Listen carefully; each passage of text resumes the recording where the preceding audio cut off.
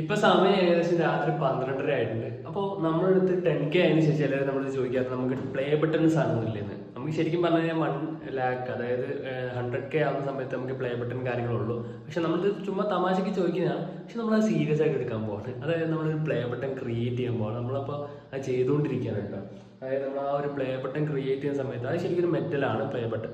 പക്ഷെ നമ്മളത് ഒരു പേപ്പർ ബേസ്ഡ് ആയിട്ട് ക്രിയേറ്റ് ചെയ്യുമ്പോൾ പക്ഷെ ഒരു മെറ്റലിൻ്റെ ആ ഒരു ഡിസൈനും കാര്യങ്ങളൊക്കെ കൊടുത്തിട്ട് നമ്മൾ പ്രിന്റിലാണ് നമ്മൾ ചെയ്യാൻ പോകുന്നത്. പ്രിന്റ് എടുക്കുന്ന സമയത്ത് ആ ഒരു മെറ്റലിൻ്റെ ഫീല് അതായത് കാണുന്ന സമയത്ത് ജസ്റ്റ് തോന്നും എന്നൊരു കാര്യം മാത്രമേ ഉള്ളൂ.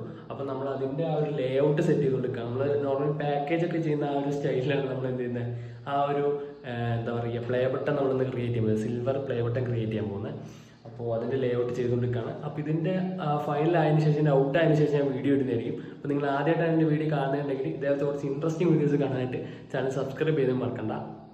അപ്പോൾ ബൈ ഗൈസ്.